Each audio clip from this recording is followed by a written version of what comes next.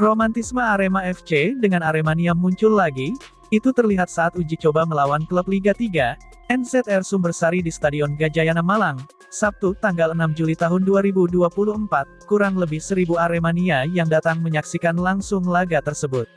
Sebenarnya, tribun penonton tergolong lengang, tapi ini jadi jumlah terbanyak Aremania datang ke stadion, sejak tragedi Kanjuruhan tanggal 1 Oktober tahun 2022 lalu.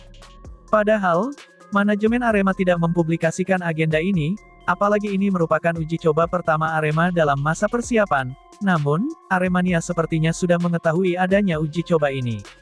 Malang rindu sepak bola Sam, Wes suwe ganok bal-balan di Malang. Sudah lama tidak ada sepak bola di Malang, ucap Galih, pendukung Arema FC. Aremania yang ada di samping dan belakang gawang sebelah selatan tak henti bernyanyi. Puncaknya, ketika uji coba berakhir, mereka menyalakan flar dan menyambut para pemain Singoedan. Melihat kembalinya Aremania, tim pelatih dan pemain mendekat ke tribun untuk memberi tepuk tangan. Sepertinya mereka juga rindu dengan kehadiran pemain ke-12 tersebut. Tak berselang lama, Aremania mulai turun ke lapangan untuk meminta foto dan tanda tangan.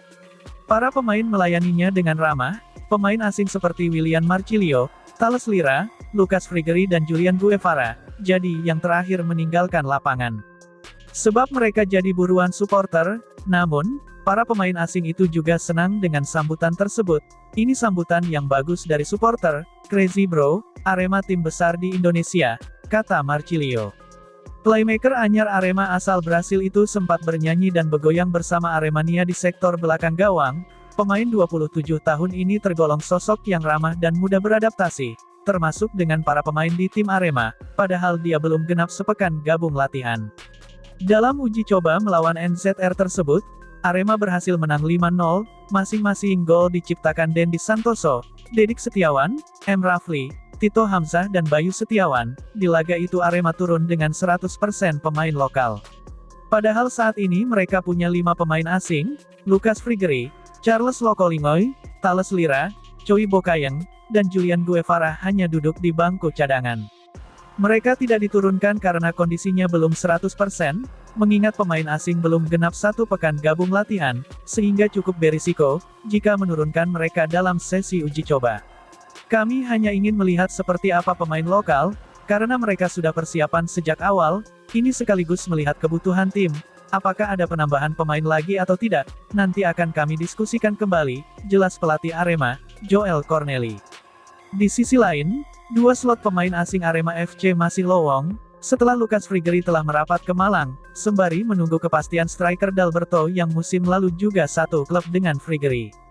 Kini tim Singoedan dikaitkan dengan 1 pemain asing berpaspor Italia dan Denmark, yaitu Sebastian Avanzini. Hanya saja, Arema FC masih terkendala untuk mendapatkan kepastian ideal dari sang pemain.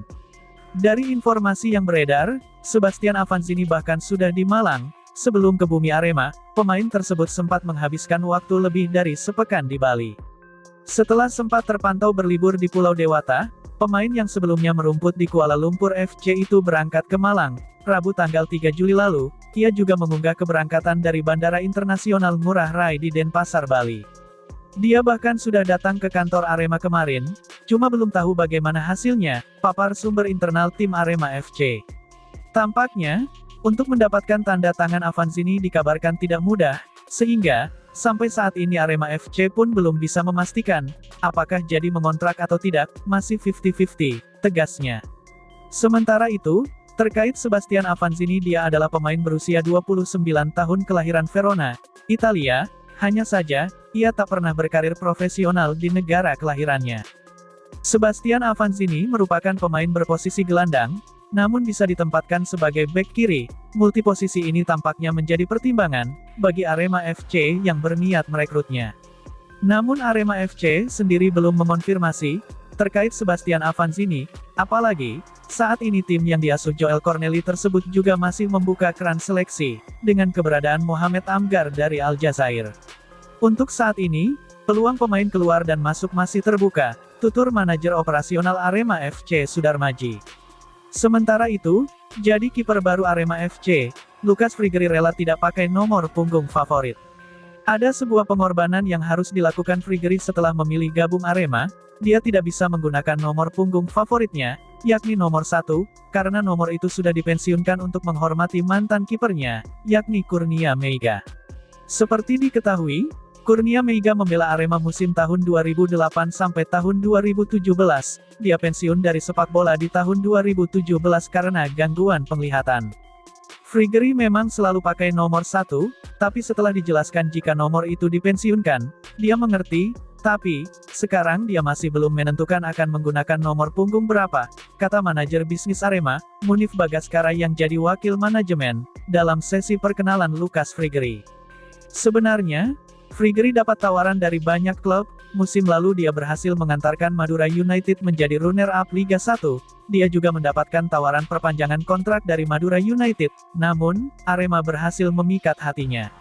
Saya senang berada di sini, dan berharap memberikan prestasi, jawab kiper berusia 35 tahun ini.